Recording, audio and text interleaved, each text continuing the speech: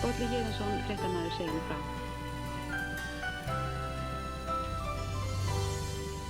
Mjólkursamlag Borgfirðinga hóf störf árið 1932 og hafði lengi búið við þröngan húsakost þar til nú að mjólkursamlagið tekur í notkun stórt og glæsilegt húsnæði sem reist nokkuð við vöxt. Mjólkursamlag Borgfirðinga með stærri mjólkursamlagum hér á landi og 70% af mjólk þeirri mjólkursamlagið tekur við seld sem neyslumjólk til Reykjavíkur. Með tilkomu Borgarfjarðarbrúarinnar skapast möguleikar á að mjólk frá bændum sunnan fjarðarins verði flutt í hið nýja mjólkurbú í stað þess að aka henni beint til Reykjavíkur eins og nú gert.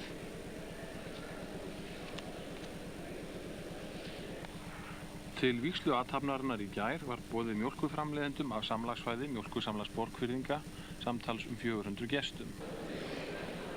Mjólkurbússtjóri hins nýja mjólkurbús Indriði Albertsson. Indriði var í gær tekinn tali og fyrst spurður að því hversu miklu magni mjólkur hið nýja mjólkursamlag gæti tekið á móti. Þegar spurtur magn verður ekki mikil ástagerð hjá okkur. Nú hefur langt frá draumur ræst, myndarleg byggingar risin af grunni. Virðulega samkoma. Hús þetta sem byggt sem vinnslustöð fyrir Mjólkursamlag Borgfirðinga óska ég að megi verða héraðinu til hylla og heiðurs.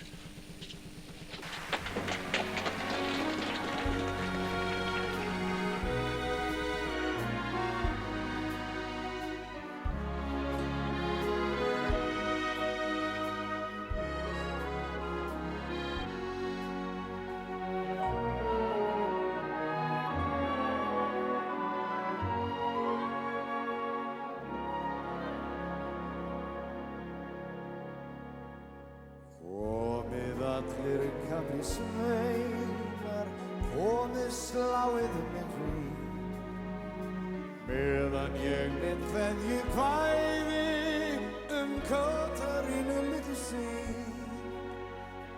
Látið hlæja og gráta af gleði, gítara og mandólín.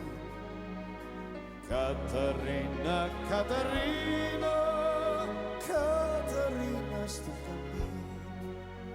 Í fiskikófa og knötta inni, Katarína lilla mín. Sírennur á sundi bláu, syngjum okkar ævintýr. Á vígaskál í skuggum trjána, skenktum mér sitt kaprín. Katarína, Katarína, Katarína stúlkan mín.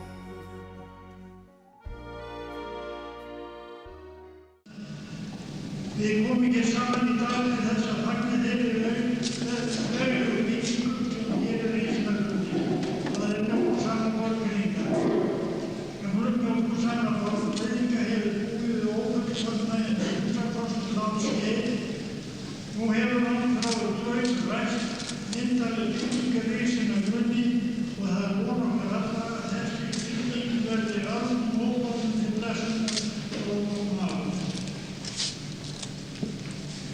Öllum sem stutt hafa þetta náð í orði og verki hægir í næstu þætti. Fyrir hönd Kaupfélags Borgfirðingar sé ég samkomuna setta og býð alla velkomna. Það sem vantar býð ég Ólafur Sverrisson kaupfélagsstjóra að taka við stjórn í þessu hópi.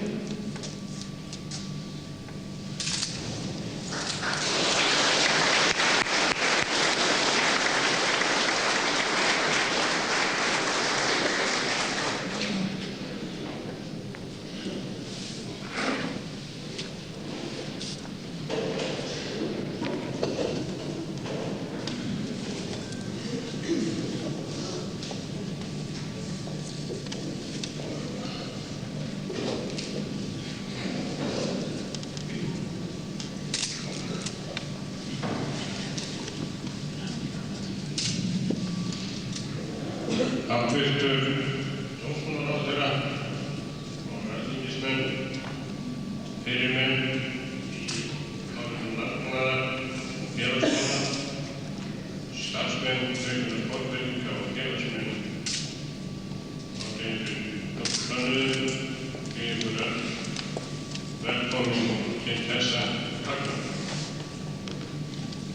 Hér eru með okkur nokkrir sænskir gestir sem ég býð einnig sérstaklega velkomna. Velkomna allir saman til sænska velkomna. Það einn maður sem ég vil öðrum fremur bjóða velkomnum eftir þessa fagnaðar og það Sigurður Guðbrandsson, fyrrverandi mjókahússtjóri. Hann var hér mjókahússtjóri í 42 ár og því miður gaf hans ágæta kona sem helst ekki verið með honum en Ingibjörg dóttir hans ekki mætt.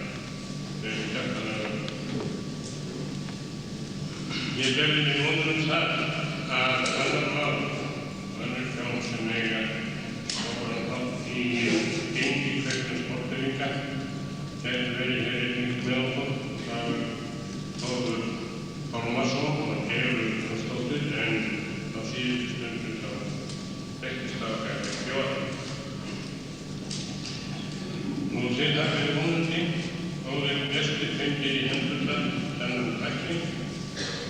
Í miðum þá hann miskunkaður að því leyti að útsíðurnar, framsíðan, þetta speil. Við verðum að láta brenna þessi gegna og sendur rétt eintak þegar það til. Einnig við fulltrúa starfsmanna í stjórn Haukdals starfsmanna sem Guðbrandsson rétt að þessum textum.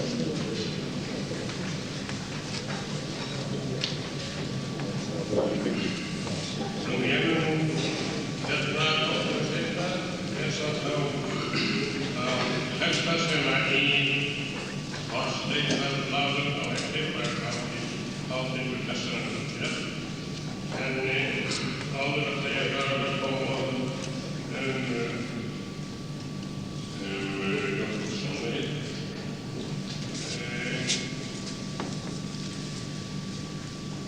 Og síðan verður samlega formlega afhent starfsliður og nokkuð stutt á að verða einhverjum hér seinna í dag. Það á eftir að áherslu á Gunnar Karl Ingvarsson bjóð okkur að smakka á sýnishorni af þeim mat sem starfslið sláturhússins skapist að hafa í haust. Ég vona það smakist vel. Það Gunnar Karl Ingvarsson hefur það. Nú en það á svona tímamótum þegar fróðlegt að fara svolítið út í fjárhagli mjólkuriðnaðarins og saga hans í þeim skilningi sem við leggjum í stað í dag þegar talar mjólkuriðnaðar en með höndum mjólkuriðnaðar og orðna vísur á sögugerð. En eitt víst að hófleg og landbúnaður undirstaða einar mikilvægustu undirstöðum undir velgengni þjóðar. Það hefur viðurinn að fjölda marga aðra þjóðir einnig. En í sambandi við mjólkurvinnslu og meðhöndlun mjólkur hafa orðið miklar breytingar og framþróun á síðustu árum og ekki síður á Íslandi heldur en vísvegar Evrópu. Þegar byggja á mjólkursamt þá koma auðvitað margar spurningar upp í hug og fyrsta spurningin þessi þörf þeim. Hversu stórt á mannvirkið að vera, hvar það standa og svo framvegis. Það var auðvitað fyrir okkur að velja byggðarlagið, Borgarnes. Hér var okkar mjólkur fyrir og Borgarnes ekki miðsvæðið sem ólegum landbúnaður héraði.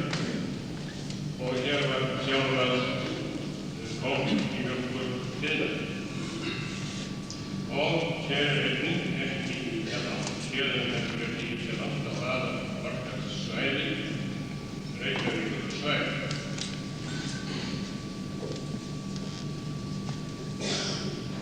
fleiri spurningar koma upp. En hjá okkur í Kaupfélagi Borgfirðinga þá höfum við að skoða málið í víðara samhengi. Það þurfti ýmislegt fleira að gera. Þetta er að byggja mjólkursamlag og það þurfti að raða hinn meira áttu verkefnum nokkuð niður. Það þurfti á sínum tíma að byggja verslunarhús. Það var til fyrirmyndar á sínum tíma. Það þurfti að byggja sláturhús sem var og ennþá. Það var mest að gera í landi. Og fyrst sinn að þessi verkefni ásamt mörgum öðrum sem unnið var hart samhliða og inn á milli tóku sinn tíma og mikla fjármuni. Segjast á hverjum áfanganum samt öðrum einnig áfengum sem ekki uppfyllt landið. Eitt af þeim nefni ég þá sem var Ísland þó sem var takkvæðing hans mjólkur samverðsvæðis og kostuði verulega fjármuni. Fyrsta formlega heimildin sem var stjórn Kaupfélagsins rétt þess að byggja þetta hús veitt á aðalfundi Kaupfélagsins árið 1972. Þá kosin undirbúningsnefnd hana skipuðu Sigurður Guðbrandsson, Gunnar Guðbjartsson og Ólafur Sverrisson. Nefndin starfaði í nokkur ár og meðal annars til Noregs í kynnisferð. Einmitt í þeirri ferð var samin við teknistofu norsku mjólkursamlagana að gera frumdrög að þessu mjólkurbúi. Og þá þeir eru fyrstu drög að þessu húsi. En teknistofa sambandsins tók síðan við verkinu og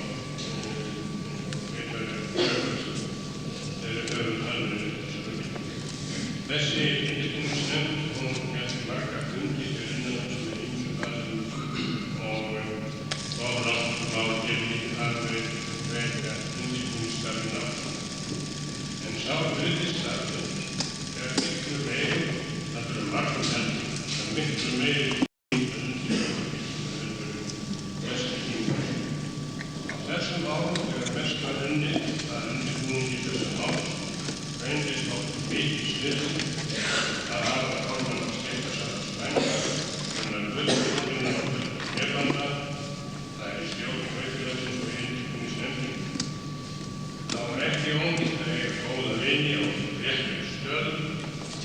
Sveinn Tryggvason þá var hægfræðstjóri framleiðsluráðs landbúnaðarins og síðast en ekki síst þáverandi landbúnaðarráðherra Halldór Sigurðsson.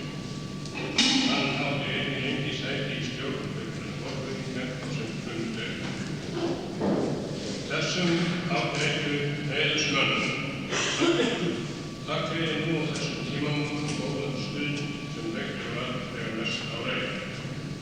Það hefur verið að vinna málinu fylgi á opinberum stöðum þó að því gegnum kerfinu.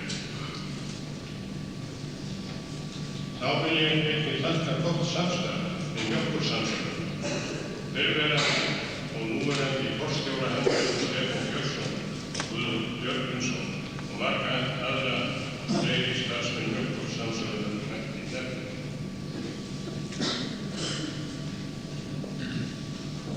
Undirbúningsárin liðu sem verður ári í okkar og var komin náðum árið 1975 að stjórn Kaupfélagsins stóð frammi fyrir því að ákveða hvort þá skyldi hefja framkvæmdir við þetta stóra verkefni eða sláning á flestum sinn. Á stjórnarfundi 24. mars árið 1975 fóru fram ítarlegar umræður þeirra framkvæmdir sem þá voru framkvæmdum Kaupfélaginu en í mörg orð líta fundarlegur á þeim fundi. Það verulegur tími í að ræða rekstur og afgang félagsins og þeim afskama mikið eftir. Og þá eins og önnur verkefni sem snertir framkvæmdir sem óknum í þessari fundarlegur. Það fyrst að það þurfti að ljúka verkstæðisbyggingu í Brákarvík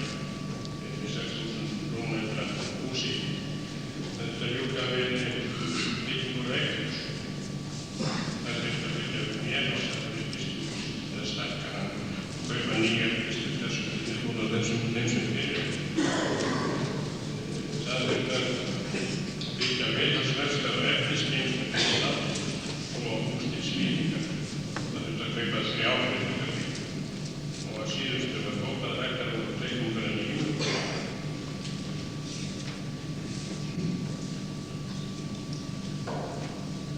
Svo fórum þessum framkvæmdum á móti og hafist að handa byggingu húsins áfyrst. Fyrsta skóflustúkan tekið 1. nóvember 1975. Jarðvinna þá og jarðvinna og mikið til framkvæmdum. Byggingarframkvæmdir húsið sjálf hófust á 1971.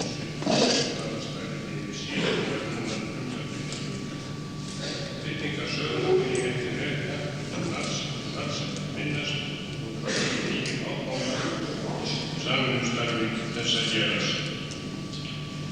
Ég hef einnig hlakkað til þessa dags af ýmsum ástæðum. Hátíð alltaf oftast tilhlökkunarefni, en ég hef hlakkað til þess að tímamóta öðrum ástæðum frekar.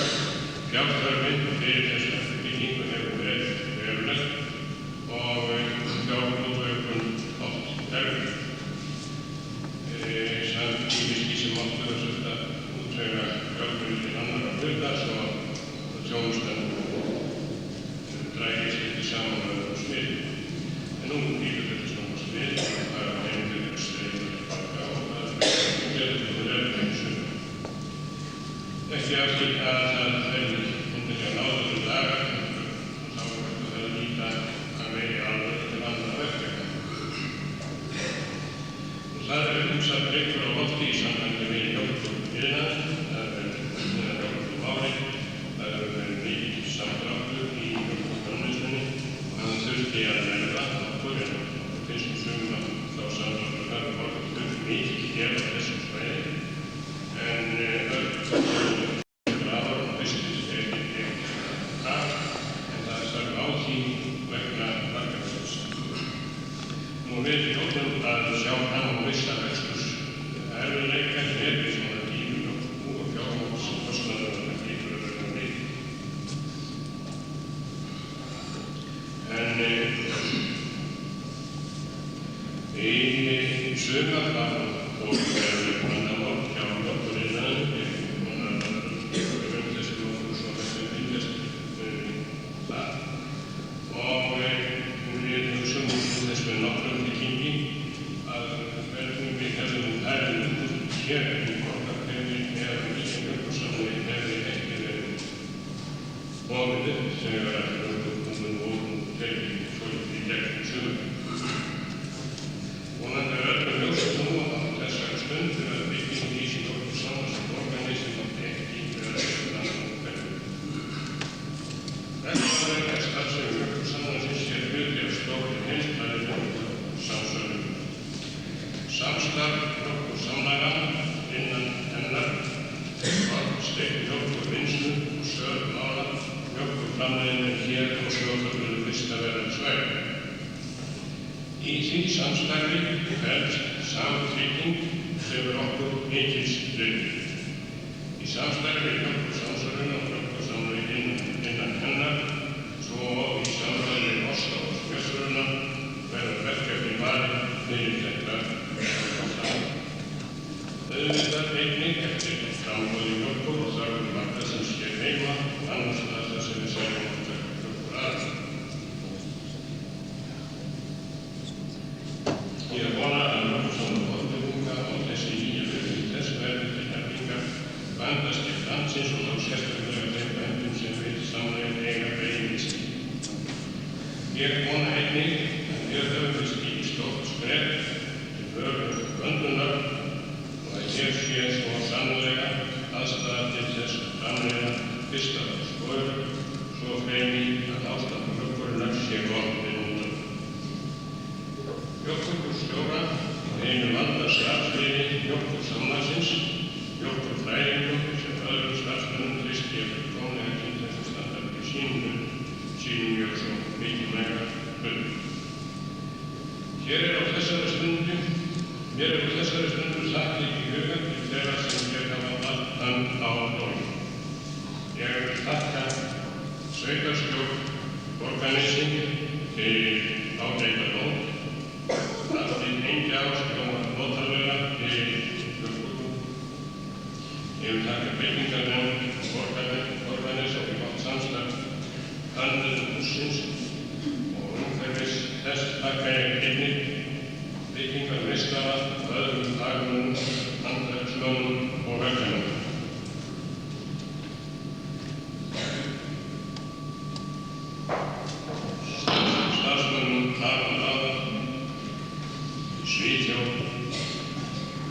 Þakka ég. Kæri venner, från Sverige. Det bjuder er allesammans hjertelig velkommen hit til vores festlige aften på dette 9. maj. Vi har her en gruppe fra andre lande med 7 deltagere under lederskab af Dirk Vester. Vi har her også ingeniør Morten Bakken, som længe har været det hos andre lande, men vi har haft mycket samarbejde med ham. Det er en stor glæde og ære for os at have disse gode gæster her i dag. Jeg siger tak så mycket for mycket godt samarbejde, opbyggelse, planlægning, og mig. Hjertelig velkommen og tak for besøg. Vi beder for at være tak. En lokalbússtjóra indriða alveg sinni sem hefur verið byggingu og verið aðbútur og fegurðarsportbyggingar gagnvart verktökum og fleiri sem hér hafa unnið þakka ég fyrir. Hann hefur haft mjög svo frjálsar hendur við að fást við þessa aðilar og hann hefur ekki misnotað frelsi. Ég þakka Sigurði Brandsyni því að hann átti stóran þátt í undirbúningsvinnu. Það er skoðun mín að hér hafi í það heila tillit verið vel aðunnið og að verki lofi meistara. Það hefur verið unnið jafnt og þétt að verkefninu og ekkert láta orðið og verkefninu nótt. Með þessu hefur tekist að halda kostnaði í lágmarki. Hann er að vísu mikill, en þó ekki miðað við stærð verkefnisins. Nú er komið í þessa framkvæmd 23 milljónir króna og í því króna að sjálfsögðu. Ég segi nú svo að láta vera velkomið til að það reiknir svo verður þá verður þessi orða 25 milljónir.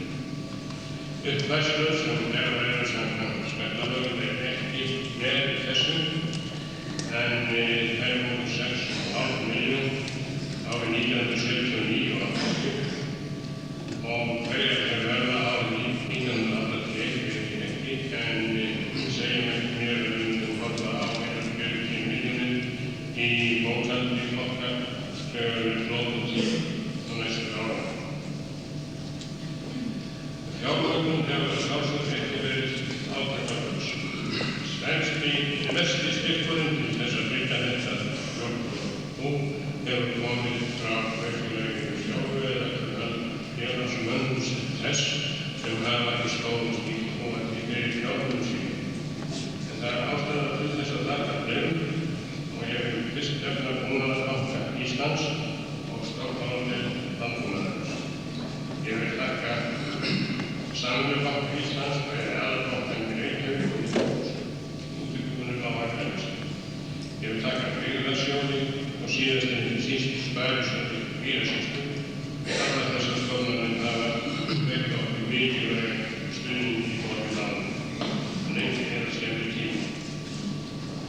Ég þakka þessum stofnanastofnunum öllum námslaust og góða fyrirgreiðslu en fyrirsvarsmenn í þessum stöðum þessara stofnana flesta eru mætt.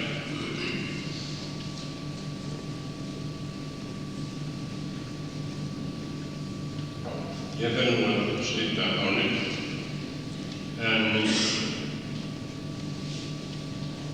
við þurfum að leggja hornstein að þessu húsi og það er nú verið að íslíka hluti séu textu í stykki með nokkrum textu og ég ætla nú að leyfa mig að lesa það. Hinn 28. dag ársmánaðar árið 1981 var hús Flugfélagsins byggt með hækkunum þessa hornsteins. Húsið stendur þar við enga ás í Borgarnesi. Bygging þess hófst með því að Sigurður Guðbrandsson stjóri tók fyrstu stofnbúna hinn 1. nóvember árið 1975, nú 28. ár 1980.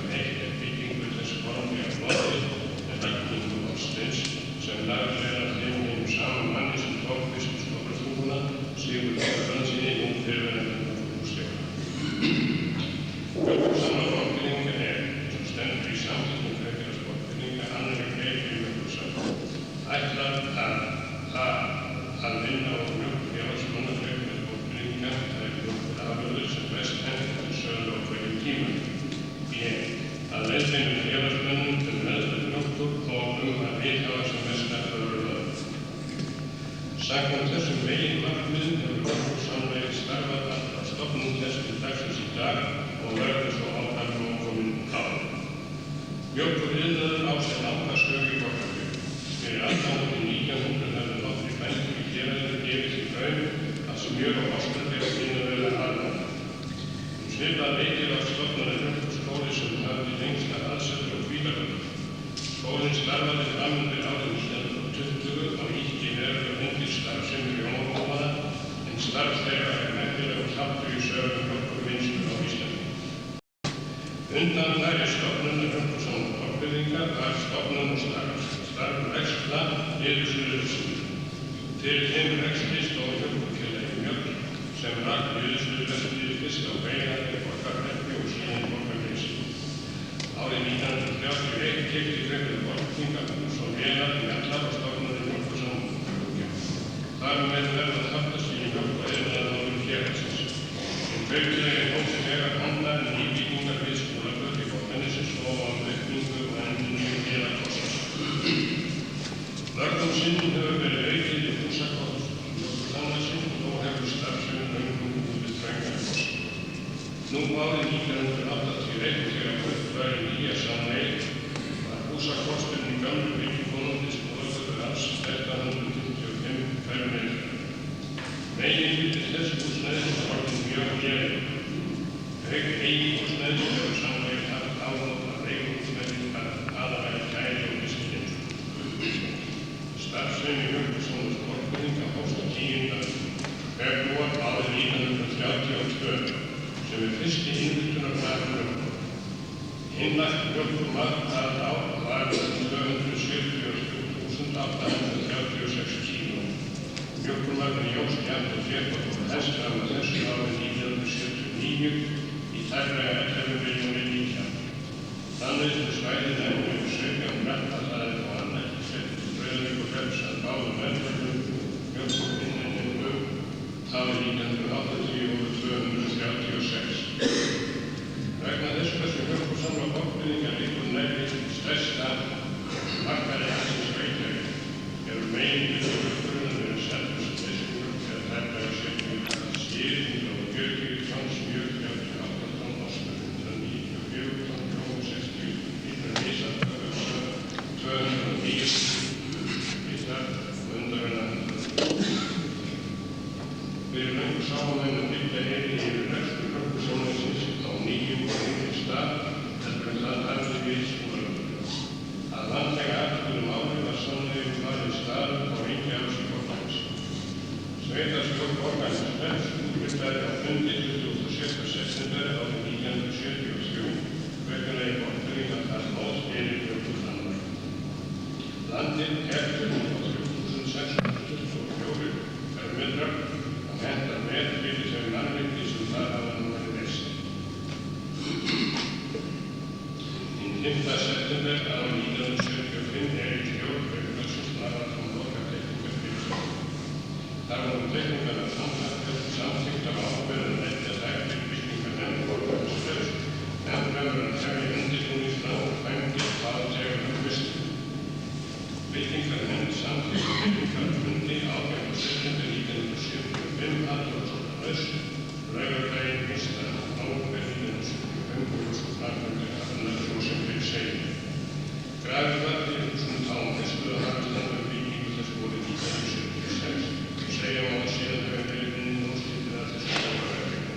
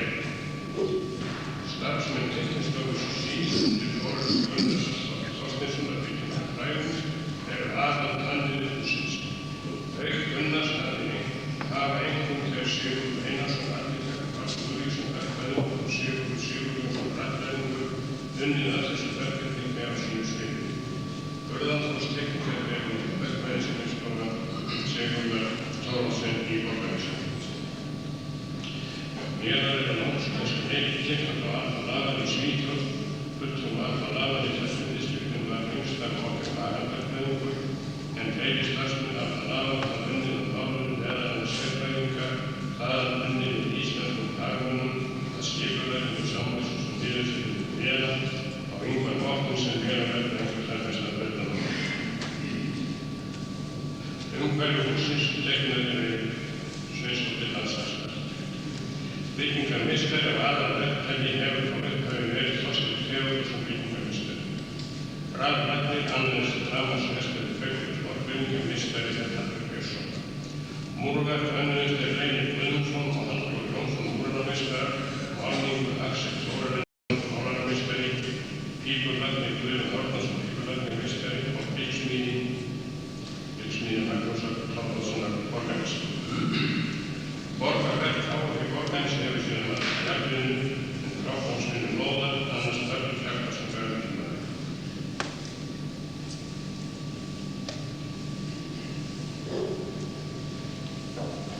Í stuttu máli og vísa húsinu saman. Útveldi góð, hoppvöldur, skúrar og burðarvætti eru úr steinsteypu. Þök eru úr steinsteypu. Húsið borður fyrir utan og mála. Innveggi eru flestir með einingum, reglum með innbrendur leiktur stáli en einangrun með brauðplast. Þessi burðarvætti eru á fyrirtækjum úrrein í Finnlandi. Aðrir innveggi eru steiktir af hlaðin síðan úrræðum mála. Þetta í vinnslusvörur eru flísaðar byggt í 1,80 cm. Gólf í vinnslusvörur og annars staðar sem hægt er að rúfsíru eru lögð efni og plastblöndum frá fyrirtækjum Íbors í Skandinavíu. Grundvöllur hússins er 3.178 fermetrar, kjallarinn undir húsinu að hluta er 1.587 fermetrar. Hluti aðalhússins er á 2 hæðum eða 528 fermetrar. Samtals er gólffjöldi samtalsins 5.290 fermetrar og rúmmál byggingarinnar allar 28.680 rúmmál. Þetta nýja hús verður hannað þess okkvirkni, smó og neðaðverðum og öðrum sem að byggingu þess aðeins. Það stendur á fögrum stað og stóri sér vel í umhverfum í Indrið Albertsson 1976 og síðan. Á sama tímabili hafa eftirtaldir menn verið kaupfélagsstjórar, Benedikt Sveinsson 1930–1932, Þórður Pálmarsson 1932–1968 og Ólafur Sverrisson 1968 og síðan. Stjórnarformenn kaupfélags Borgfirðinga hafa eftirtaldir menn verið þetta tímabil. Davíð Þorsteinsson var Björgalæk 1931–44, Jón Hannesson Deildartungur 44–52, Guðmundur Jónsson Bílakvarka frá 52–57, Jón Steingrímsson sýslumaður Borgarnes 1957–58, Sverrir Gíslason Kammi 1958–66 og Daniel Kristjánsson Hveðarni 1966 og síðan. Í stjórn kaupfélags Borgfirðinga nú 28. ágúst 1981 hefur Daniel Kristjánsson Hveðarni formaður, Magnús Sigurðsson Dílsbakka varaformaður, Bjarni Arason Borgarnesi ritari, Ragnar Valgeirsson Hallstöðum, Jakob Jónsson varmalæk, Davíð Þorsteinsson Hallbergalæk, Erlendur Halldórsson Dag. Varmaður í stjórn er Kristján Hersensson Bakkakótt. Fulltrúi starfsmann í stjórn og Sigurður B. Guðbrandsson Borgarnesi og til vara Gísli Sunnurínarsson Borgarnesi. Í samlagsráði er Guðmundur Þorsteinsson Þorfarsson formaður, Björn Guðmundsson Nesi ritari, Ólafur Einarsson hundastarfa, Indrið Albertsson Borgarnesi og Ólafur Sverrisson Borgarnesi. Og varamenn í samlagsráði Jón Blöndal Náttúrsson, Hallbjörn Sigurðsson Krossóttur og Jónas Jónsson með í hóp.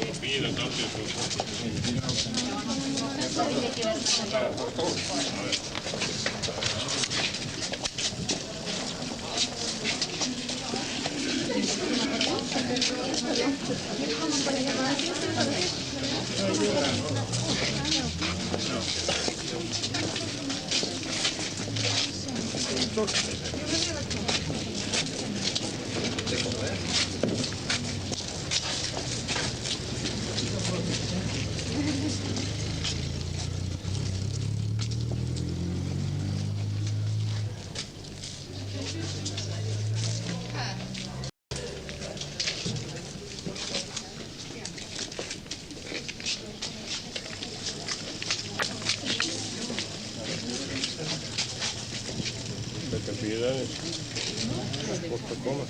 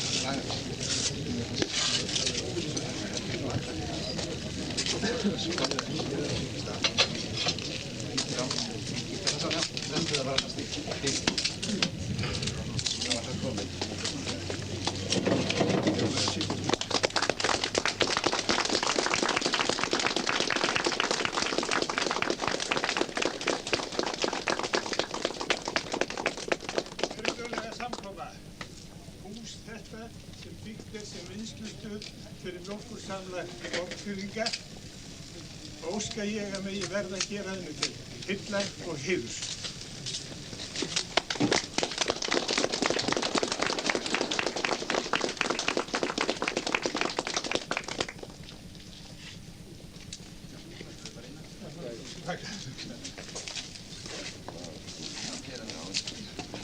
Þá skulum við soka okkur inn á leið aftur.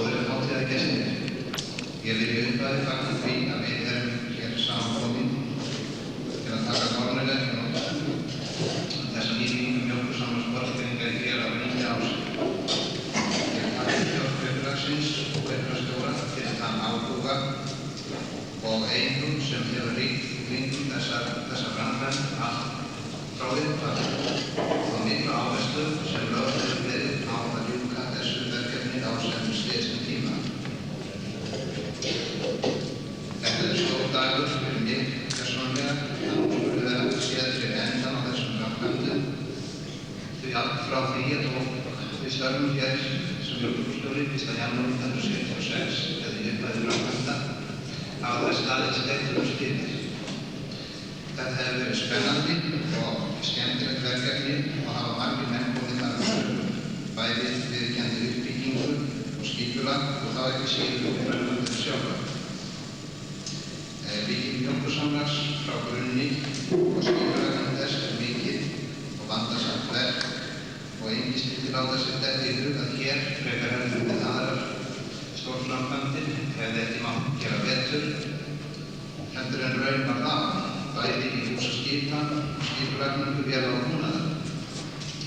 En það sýnist oft sitt hverjum hvernig hlutinni eigi að vera. Samt held ég að þegar hlutina er lítið þá megum við nokkuð verði unnið. Ég sé ekki ástæðu til að telja fyrir sögu framkvæmda né heldur húsaskipan eða vélabúnað en vísa til þess geta rit sem gefið var út í tilefni dagsins. Mjólkurframleiðslan á sér langa sögu hér á svæðinu saman Borgríka, fyrst í Borgarfirði og síðan á Snæfellsnesi og hér vesturunum.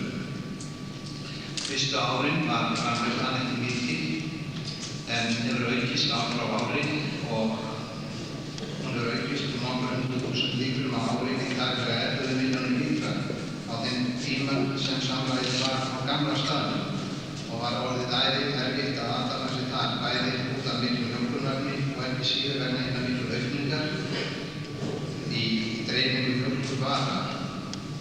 En fjölbreytni í mjólkurvörum hefur aukist verulega og mikil vinna fer í að dreifa þeim svæði plássþörf fyrir þessar vörur er mjög mikil.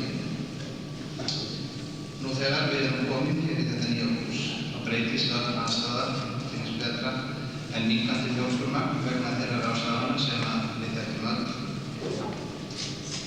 Þá má segja að þær ráðstafanir hafa sett strik í reikninginn og þessi bygging hún nýtist þó eins og til stóð nema Ostagerðin sem við erum í núna rúmarmarka eins og þeir sjáir. Hún alltaf stór við núverandi aðstæður en aðrir þættir hússins eru miðaðir við það sem er að standa fyrir því sem var gert ráð fyrir í upphafi. Eins og framleiðslan var til dæmis á árinu 1979 væri þokkalega á þessari Ostagerð en öll minnkun sem orðin á listaverkarsvæði fyrir utan Búðardalssvæði. Hún kemur niður á Ostagerðinni hér vegna þess að önnur framleiðsla gengur fyrir vegna sölunar gassins. Og þannig má segja að bæði aukning í mjólkurframleiðslu jafnt sem minnkun komið niður á þessari grein listunar. Mjög gott samstarf hefur tekist til samverðana hér á listaverkarsvæði og er að fagna því vegna þess að svæðið er rekið að stórum hluta sem einnig gegnum mjólkursamlunni Reykjavík og því er nauðsynlegt að samræma framleiðslu og vinnslu þessara aðila. Hér mun vera staddir forsvarsmenn þeirra verktaka sem stóða að framkvæmd þessari og eins hönnuðu hússins og vil ég nota tækifærið og þakka þeim fyrir samstarfið.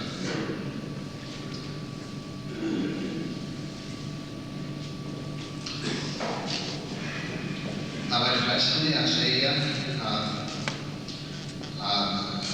samstarfið hefur verið snurðulaust allan tímann því okkur vilja hlutirnir taka lengri tíma heldur en áætlað er í upphafi og margt dregst á annars framkvæmdum sem þessu. En í gegnum árin hafa góðir iðnaðarverkamenn starfað eða unnið hér við byggingu hússins og uppsetningu vélabúnaðar. Hér eru einnig meðal okkar fulltrúar aflannaðar í Svíþjóð en frá þeim keyptur mestur hluti vélabúnaðar og einnig sáu þeir skipulega mjólkurvagna og stjórnuðu uppsetningu þeirra og ætla ég að fá að segja nokkur orð til þeirra. Jag vill gärna säga några ord till mina svenska vänner som är här idag. Först vill jag tacka för det goda samarbetet som vi har haft med de allra folk, både de som är i Lund och inte sist de som har varit här på stället. Vi har varit mycket med folk och de har utfört ett mycket gott arbete.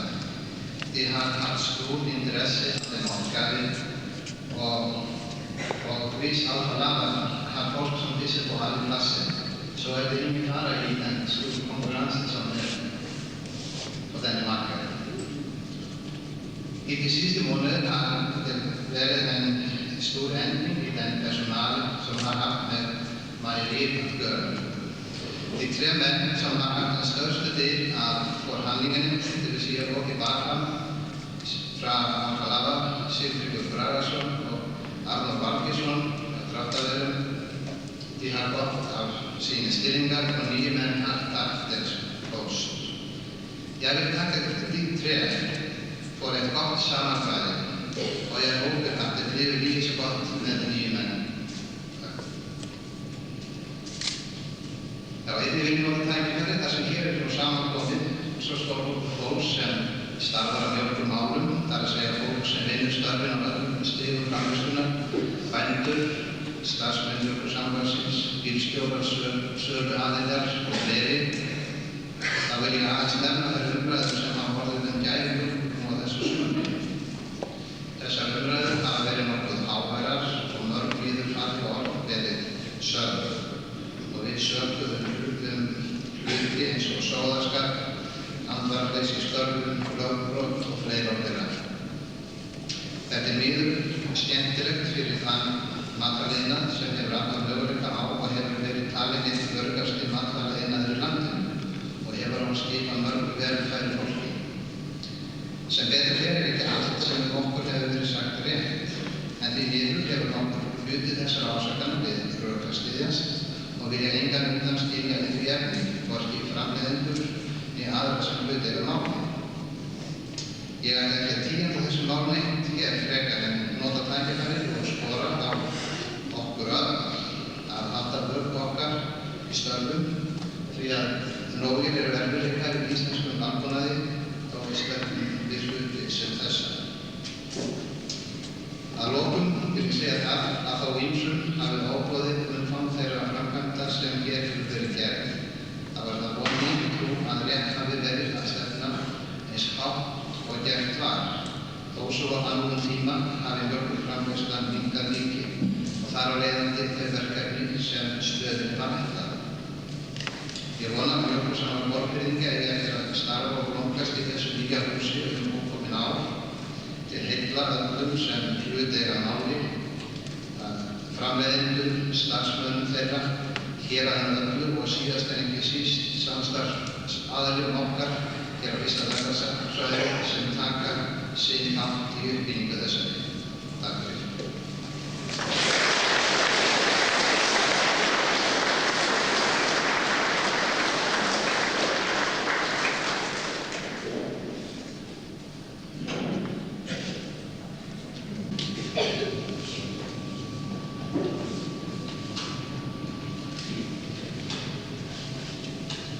Heiðraða samkoman.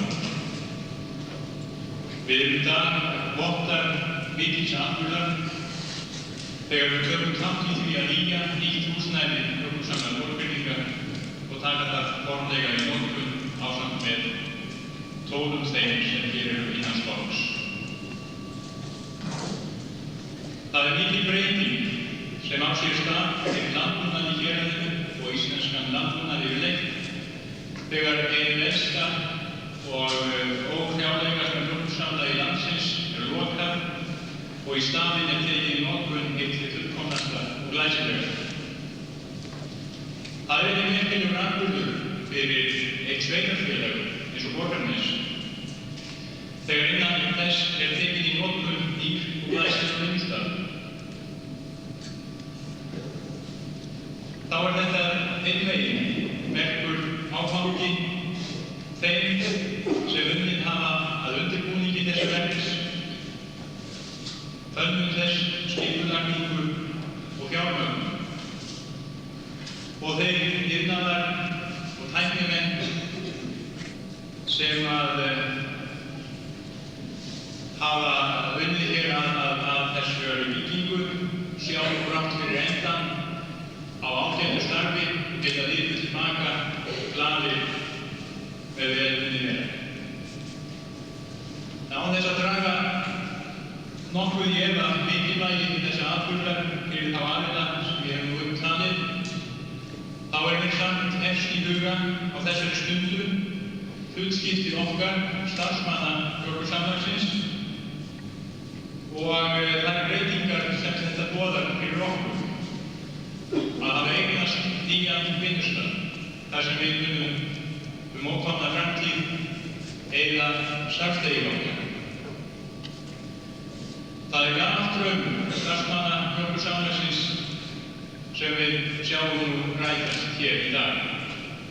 Draumur bjarta og rúmgóða vinnusali, nýtískulegan tækjakost og góða aðstöðu til að vinna góðar og hollar afurðir úr því viðkvæma hráefni sem til okkar berst. Þeim sem þekktu til húsakynna í gamla Mjólkursamlaginu ljóst hver þyrnabreyting hefur átt sér stað við tilkomu þessu hús. Breytingar sem líkja má við að stigi sér yfir áratugi í tímanum og þróun í mjólkuriðnaði. Ég vil fyrir hönd starfsfólk Mjólkursamlagsins lýsa yfir ánægju okkar með þennan vinnustað og láta tækifæri til að þakka öllum þeim sem þátt hafa tekið í því að gera hann að því sem hann er. Ég vil hér einnig sem fulltrúi Mjólkurfræðingafélagsins afhenda vinnustaðnum gjöf frá Mjólkurfræðingafélagi Íslands og ég ætla að biðja að Egill Andersson mjólkurstjóra komi hér upp og veita til viðtöku.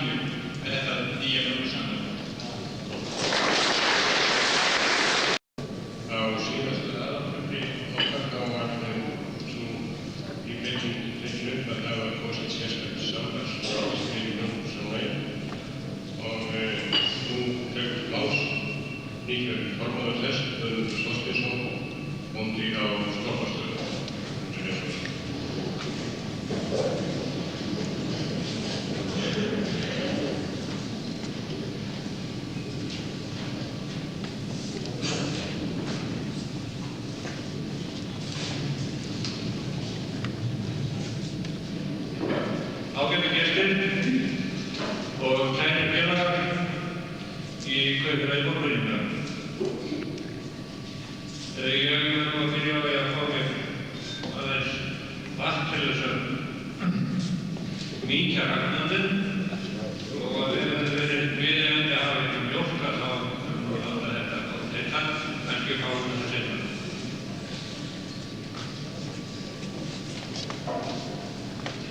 Ég ætla nú ekki að gera sláborður þessa byggingu sem við erum líka stödd í, en við langar aðeins til að takfæra það nýmæli sem stofnað var til á aðalfundi Kaupfélags Borgfirðinga núna í vor, þar sem samþykkt var að sú tillaga stjórnar félagsins að stofna Mjólkursamlagsráð fyrir þessa starfsemi.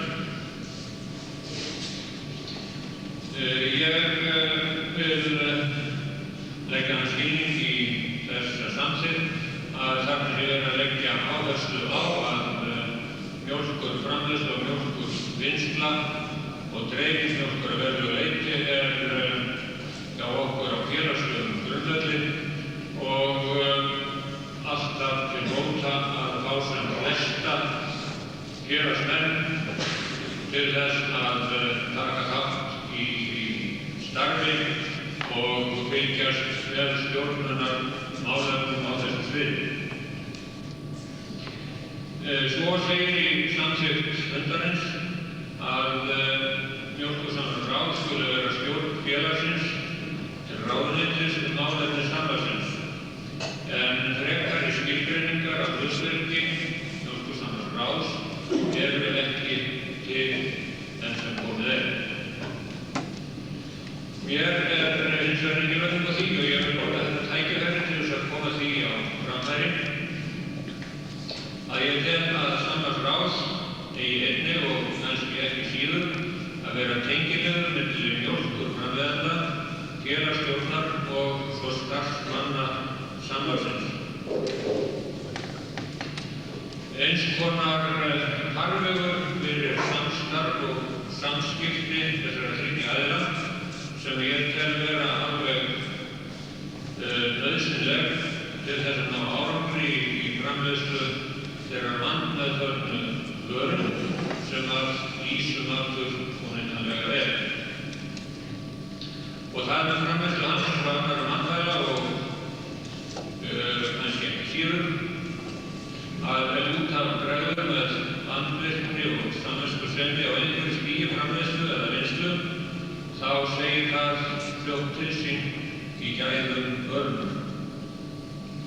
Það hefur komið rækjur í ljósum síðustu vikum og hefur nefnast farið fram hjá mörgum að full þörf er á samstillt átæki til að bæta meðferð mjólkurinnar ef að neytendur geta treyst því að þeir fái aðeins fyrsta flokks vörum þegar er að ræða íslenskar mjólkurafurðir.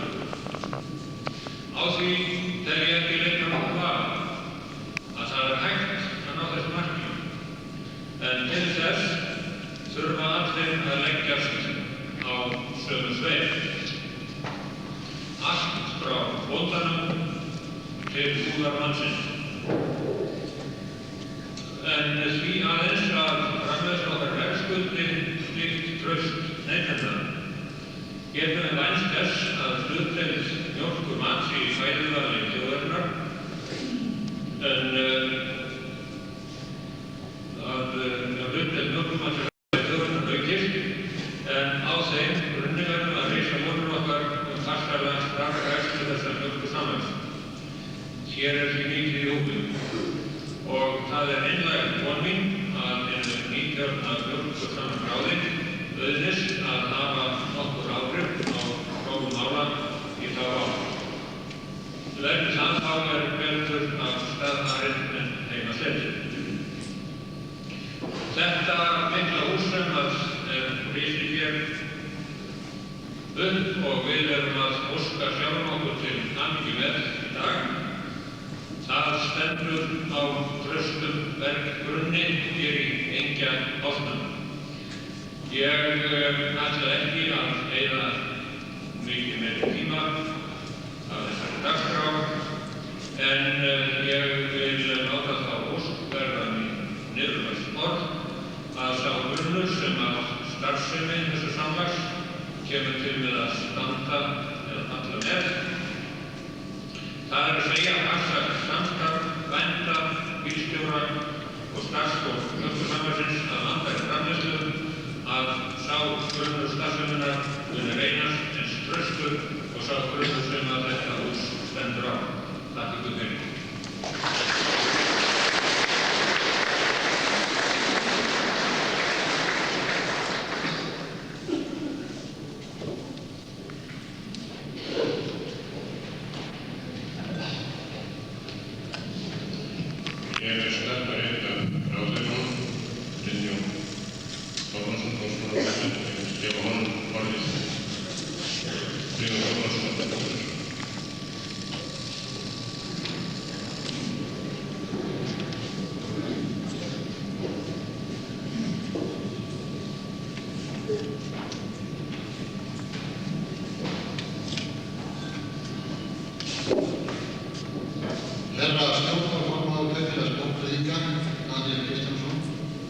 herra kaupfélagsstjóri, mjólkursamlagsstjóri, forvígismenn í héraði og framboðsmenn í íslensku landbúnaði, allir aðrir góðir gestir, erlendir og innlendir. Í umboði Pálma Jónssonar landbúnaðarráðherra flyt ég ykkur öllum kærar kveðjur og bestu árnaðaróskir af þessu tilefni. Pálmi nú staddur erlendis, hann gat þess við mig snemma í sumar að hann myndi geta verið hér á þessum hátíðisdegi, en óskaði þess hvað framar að ég mætti hér og flytti ykkur öllum kveðjur sína og það gert hér með. Einnig vil ég sem þingmaður Austurlands flytja öllum sem þessu texti hafa unnið bestu heildaóskir og einnig frá mér persónulega. Hér stórt hús reisið af grunni sem miklar vonir eru bundnar við. Mjólkuriðnaður að vísu gamalli sögu fyrir Borgarfjarðarhéraði og á sér marga góða forvígismenn frá fornu og nýju. Sumir segja að þetta hús sé byggt okkur við vöxt, jafnvel of stórt, en þó að öllum verið að hafa í huga að stýra sér stappið til vexti, að árið og venjulega keypt jafnvel eigin númeri stærra á þann ungling sem á fyrir höndum að vaxa. Ég vil leyfa mér að segja að mjólkuriðnaðurinn og svo þróun sem hann á fyrir höndum enn löng og getur orðið löng og farsæl. Það hefur verið heldur byggt í lofti þessa daga, menn gengi illa að þurrka hausinn, það hefur verið skýjafar og skúraleiðingar og sannlega er það ekki nógu ánægjulegt. Það hefur einnig verið skýjafar og þungt loft í íslensku landbúnaði. Hann nú á undanfarnum árum gengið gegnum ýmsar eldraunir, bændur hafa orðið að horfast í augu við harða vetur, kal í túnum, grasbrest og óvissar framtíðarhorfur. Þetta er ekkert nýtt, þetta hefur orðið að gera öllum öllum. Við skulum vona að fari nú að létta í lofti hér í Borgarfjarðarhéraði og allt land fyrir þá sem þurfa að þurrka hausinn og verka og ljúka heiminum. Það er líka hugðararhorni sem margir bundu vonir við áður fyrir og gera enn í dag. Við skulum líka vona að það fari létt í lofti í íslenskum landbúnaði, að enginn vafi að hann á langa og farsæla sögu framundan. Sumir hafa að vísu sagt að dagar hans sé taldir, en þeir ná ekki því að vísa í okkur frá því að byggja þennan búnað. Landbúnaðurinn á framtíð fyrir sér eins og landið sjálft. Ekki síst mjólkuriðnaðurinn sem hefur vaxið hröðum skrefum á undanfarnum árum og mjólkurafurðirnar sem eru orðnar svo miklu betri og fjölbreyttari og gildilegri en áður var. Þess vegna veit ég að framtíðin er björt þegar tekist hefur að hella efnahagsmálum í þann farveg sem öllum er höfuðnauðsyn á þessum tímum. Kaupfélagsstjóri gat þess að þessi miklu og glæsilega bygging stæði hér á enga ási. Þetta er fallegt nafn sem lætur vel í eyrum. Engja heiskapur er nú að vísu löngu liðinn tíð. Hann lifir aðeins í minningunni, örnefnum og kennileitum, en hann var líka ríkur þáttur landbúnaðarins fyrir skömmu og hann var líka verið mjög skemmtilegur í góðri tíð. Þess vegna veit ég að þessu mjólkursamlagi mun vel farnast hér á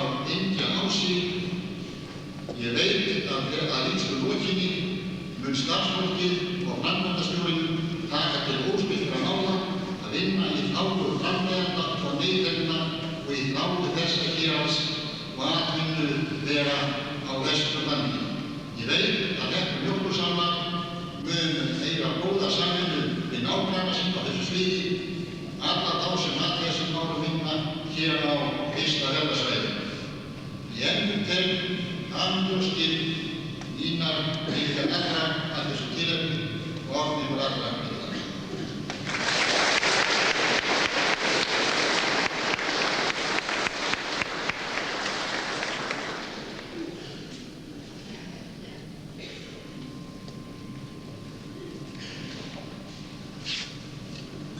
Ég þakka dómsmálaráðherra fyrir og bið hann að flytja landbúnaðarráðherra kveðju þessa samkvæmis hér.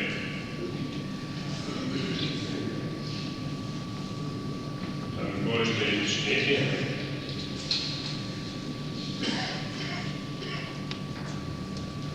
Það er nú ekki til þess að vinna ekki jafn í pólitíkinni í þess að það er núna eitthvað ræður fyrir þessu. Ég ætla að líka því að það er stjórn Kveikfélags Borgfirðinga og samlagsráð þegar Kveikfélagsstjóri Ólafur Sverrisson Borgarnesi. Í tilefni vígslu nýrra og glæsilegra starfsstöðu mjólkursamlagsins sendi ég fagnaðar og heilla óskir Eirík Guðnason.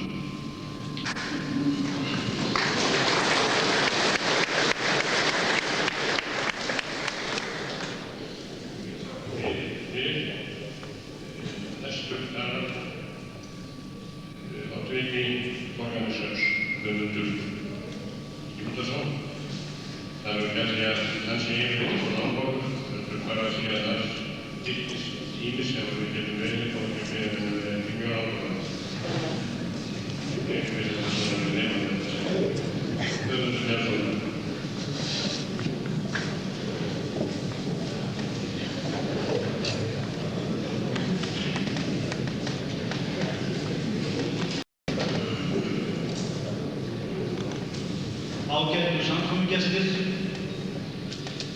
ég fyrir eigendum og starfsfólki mjólkursamlagsins kveðju og hamingjóskir sveitarstjórnar Borgarness á þessu merkisdegi, þegar nýtt hús og ný aðstaða er formlega tekin í notkun. Á þessu ári munu vera ca. 55 ár síðan mjólkuriðnaður hófst að marki í Borgarnesi, en það mun hafa verið haustið 1926 sem mjólkurfélagið Mjölk hóf hér niðursölu á mjólk. Allar götur síðan hefur mjólkuriðnaðurinn verið snar þáttur í atvinnulífi bæjarins. Hið nýja hús mjólkursamlagsins er byggt af miklum myndarskap og framsýni. Því var valinn sérlega góður staður og það mun langa framtíð setja sterkan svip á umhverfissvið. Sjálfsagt hefði Egill og Borg vel kunnað meta að hafa slíkt fyrirtæki við túnbótsinn. Bændur í þessu héraði hafa lengi borið gæfu til að standa vel saman og að leysa sín mál á samvinnugrundvelli. Við það grettistak sem hér hefur slíkt enn einn votturinn árangur slíks samstarfs.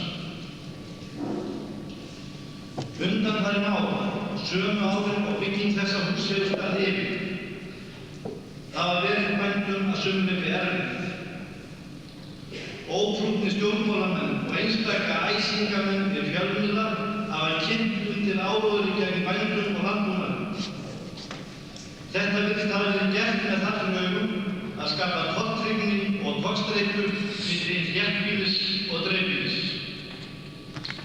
Sem betur fer sjást þess nú æ fleiri merki að almenningur í landinu sér í gegnum þennan málflutning og víst það að ekki ber þetta hús nein merki undansláttur. Árið 1926, þegar mjólkuriðnaður hófst í Borgarnesi, voru íbúar 372, en eru nú á milli 16 og 1700. Á þessum degi er gott að minna á það að vaxandi byggð hér í Borgarnesi og gróskumikill landbúnaður í héraðinu hér umhverfis verður að haldast í hendur. Þannig mun öllum gerast hún best farnast.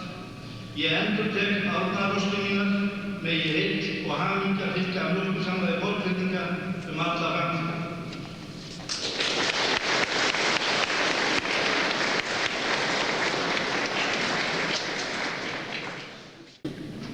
Næstur á meðindaskrá Bjarni Guðjónsson, formaður Búnaðarsambands Borgarfjarðar. Bjarni.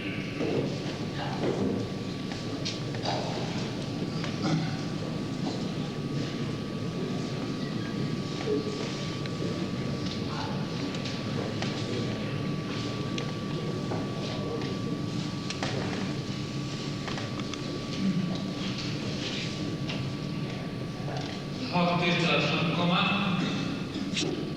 ég vil á þessum heiðursdegi Kaupfélags Borgfirðinga og Mjólkursamlags Borgfirðinga færa þessum stofnunum hjartanlegar hamingjuóskir af hálfu Búnaðarsambands Borgarfjarðar og þeirra manna sem þar eru til. Ég vil við þetta tækifæri aðeins minnast alla. Hann sagði í mín eyru oftar en einu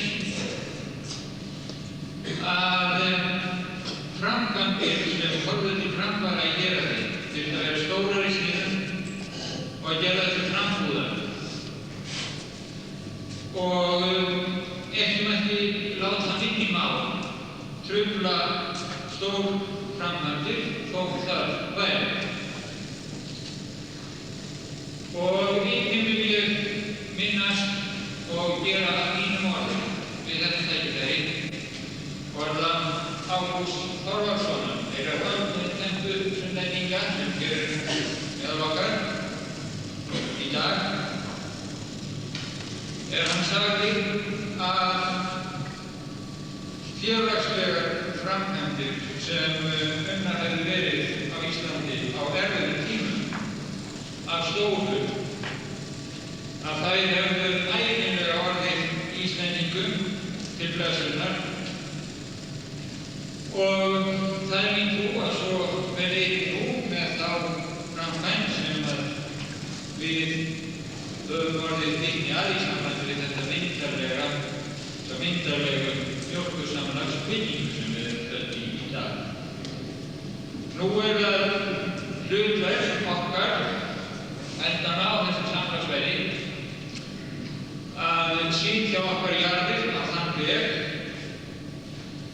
að hingað komi nóg af góðri mjólk og þetta svæði haldi eðlilegri hlutdeild í mjólkurmarkaðnum í samræmi við landkosti héraðsins. Ég þakka stjórn Kaupfélagsins og þeim öllum sem að þessu verki hafa unnið og sérstaklega fyrir að ljúka þessum framkvæmdum, þessum miklu framkvæmdum á svo skömmum tíma sem raun ber vitni og við þessari stofnun Mjólkursamlagi Borgfirðinga allrar blessunar á komandi tíma.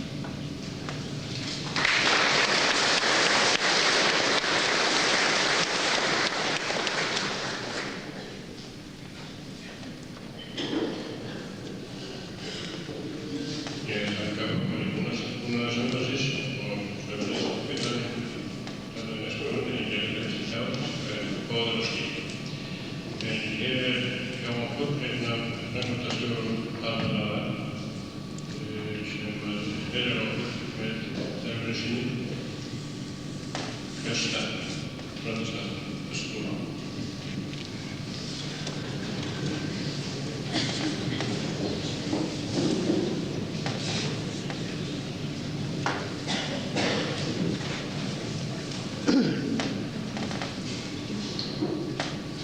Herr ordförande, herr minister, mina damer och herrar.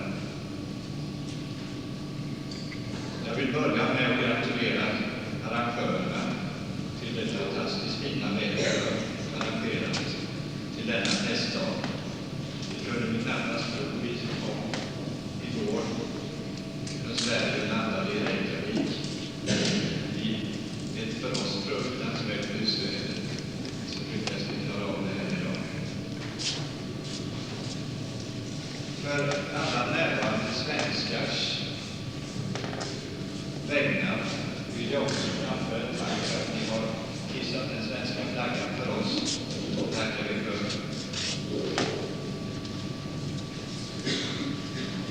Al-Falaman gratulerar Mjölkusamlag, Höglag och Höglag till en mycket förnämlig elianläggning som ni invigde idag.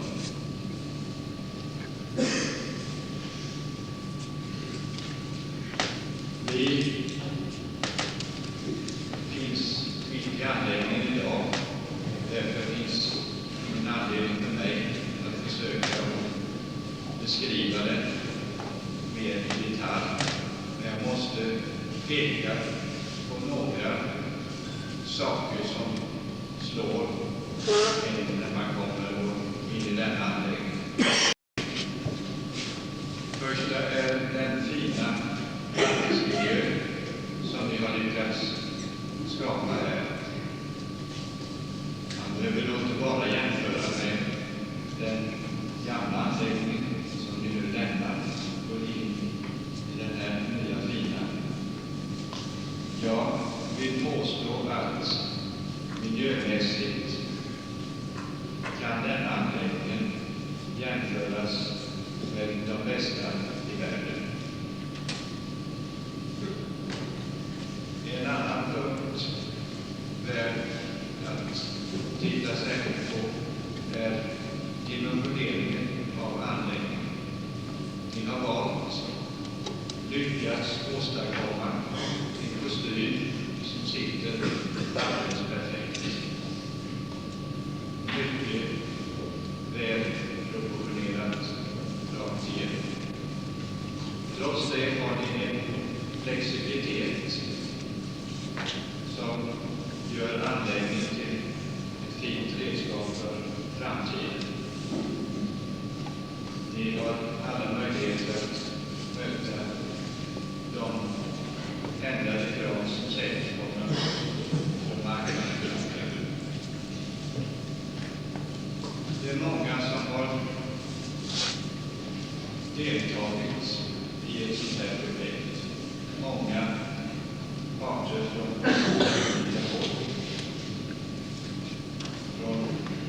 Sverige, från Al-Falaman, så är det min företrädare, direktör för Åkerbara. Det är ett projektteam och ett montageteam som också finns representerat här idag. I Island har också självfallet många goda krafter bidragit. Det ska inte jag försöka räkna upp alla. Man kan kort peka på förstås det är bolaget Sverigesson som har sett till att vi har fått några pengar på Al-Falaman. Jag kan peka på vår representant här i Island, Datavelan, som har sett till att allting fungerar, leveranserna kommer dit de ska. De påstötningar vi behöver ha från tid till annan.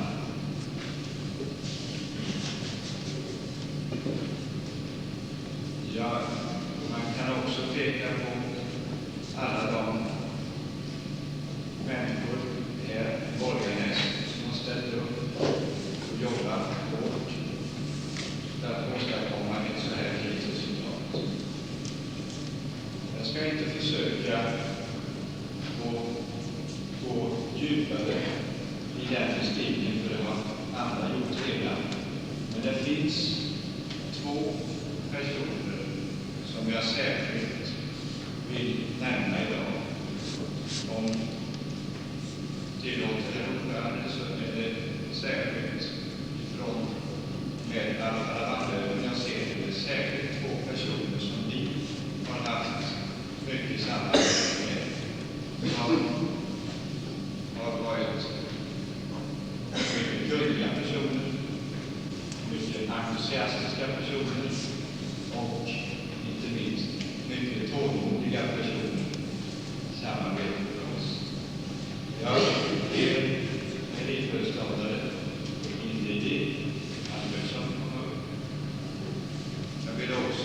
blev ingenjör Paul Ludvigsson som precis arkitektbyrå kom upp här och inte sett den om det finns någonstans.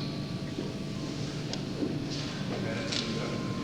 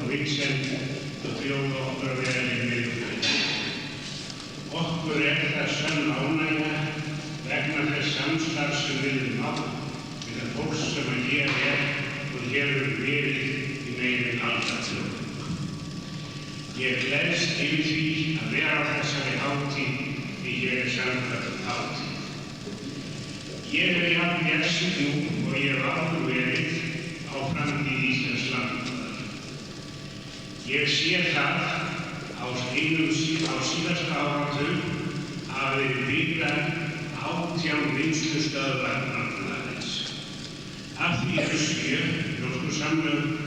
mjólkurstöðvar af 11 sláturhús.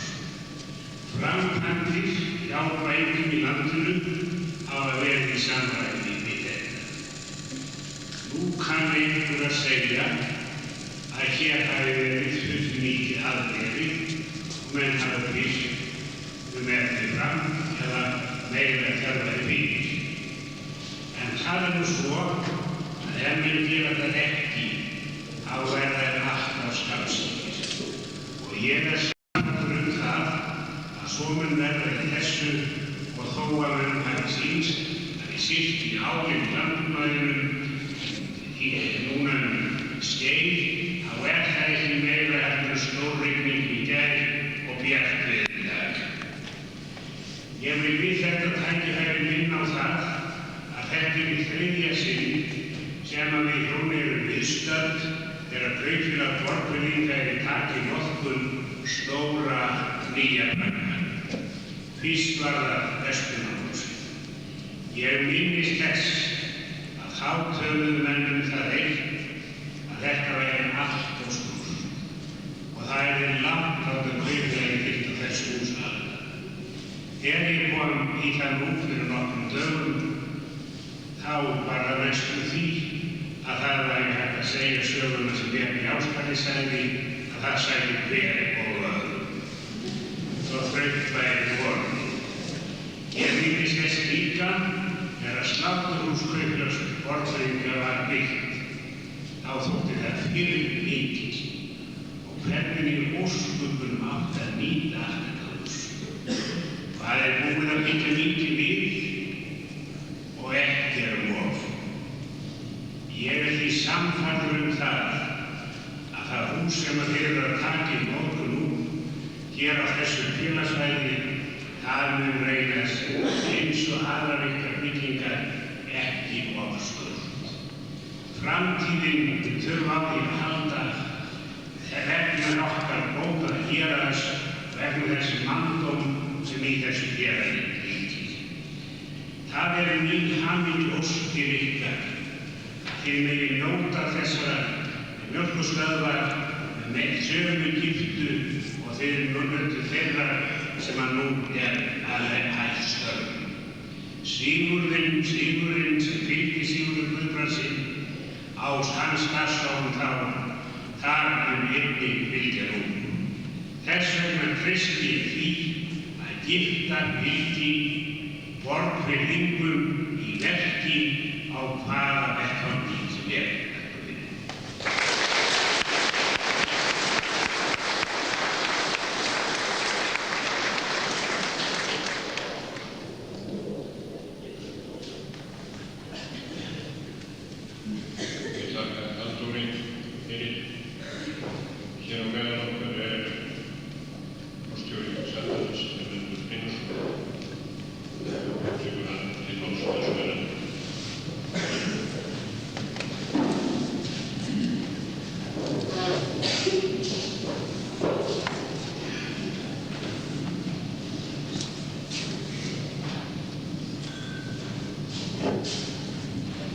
Háttvirta samkoma.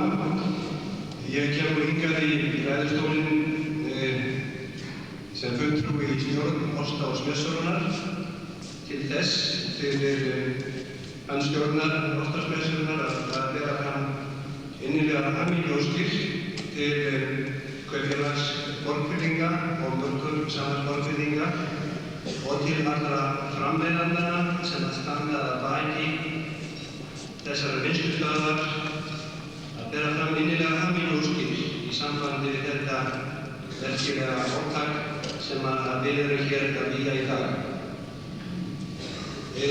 Það mun vera hálf öld síðan að Kaupfélag Borgfirðinga yfirtóku gamla mjólkurframleiðsluna hér, þannig að það má segja að við séum líka að finnast hálfrar aldar afmælis þáttöku Kaupfélagsins í mjólkurvinnslu.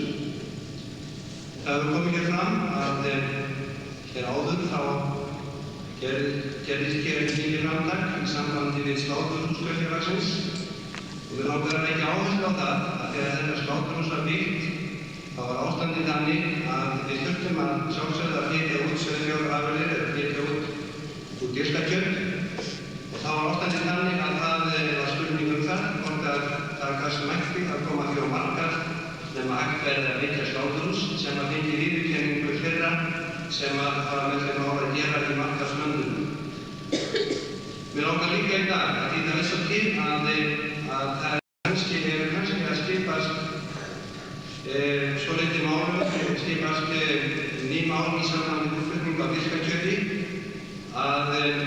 að minna á það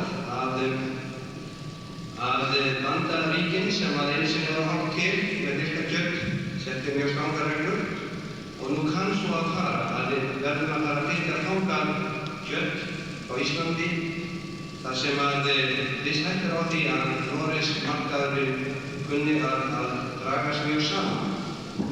Og þá var það einmitt þetta hús sem að var fyrsta húsið hér á Íslandi til þess að fá viðurkenningu fyrir látana í Bandaríkjunum. Þarna var framtak hér hjá Borgfirðingum sem er sérstaklega að þakka, framtak sem var trúlega á eftir að koma að nótum í framtíðinni. Við langar einnig að minna á það hér, það sem að tala og það vita að það er nokkuð kannski þessir erfiðleikar sem að hafa knúið á landbúnaðinum okkar sem stafa bæði á árferðinu sem gengur upp og niður og einnig vegna þess að það var orðið kannski fyrir mikil framleiðsla á nokkur afurðum hér að þá vil ég segja það að við höfum ennþá, að mínu áliti, ennþá möguleika til þess að auka neyslu þjóðarinnar í mjólkurvörum. Við höfum möguleika á því og eigum að hafa möguleika á því að auka neyslu þjóðarinnar í vinnsluvörunum í osti sérstaklega og ég held að það að okkur hefur tekist að auka neysluna í þessum vörum vegna þess að það hefur orðið meira og meiri fjölbreytni í framleiðslunni. Meira og meiri fjölbreytni, nýjungar sem hafa komið til og það er alltaf pláss fyrir nýjungar eins og það er í þessum afurðum. Þess vegna verð ég að láta í ljósi, það er óskir mínar og vonir að þó að kannski í dag sé ekki þörf á því að nýta þennan salt hér til ostagerðar, þá er ekki langt að bíða þangað til að það verður þörf á því. Og við Íslendingar, við verðum að geta framleitt það mikið af mjólkurvörum að það sé eitthvað fram yfir það sem við notum sjálfur til þess að tryggja það þegar erfiðu árin koma, þau koma alltaf öðru hvorum, að við séum þá að við getum mætt því með því að hafa ætíð á boðstólum íslenskar mjólkurafurðir fyrir okkar þjóð. Það er sama í sauðfjárafurðum, við verðum að flytja meira en við þurfum sjálfur að halda, þegar annars til þess eins og myndar oftur komið fram, að standa undir þeim mikla og myndarlega iðnaði sem að nú er í sambandi við okkar sauðfjárafurðir. Ég ætla ekki að orðlengja mitt mál, en ég vil endurtaka innilegar óskir frá okkur í Smjörssögunni til ykkar landana, framleiðarana, kaupfélagsins og mjólkursamlagsins óskir og ég líka þakkir fyrir gott samstarf óskir það að þetta átak hérna megi reynast eins og sláturhúsið verða með gæfu og gengis fyrir íslensku landbúnað í framtíðinni verða ein máttarstoð fyrir íslensku landbúnað. Þessar óskir vil ég svo áreika með því að aðhenda mjólkursamleginu hér málverk sem að við vonum að geti byggt hér einhverstaðar veggi þess að verðulega hús verður að taka móti.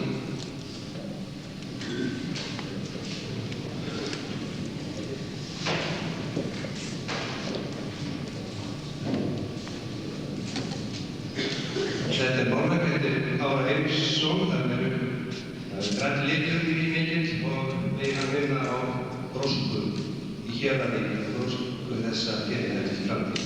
Takk.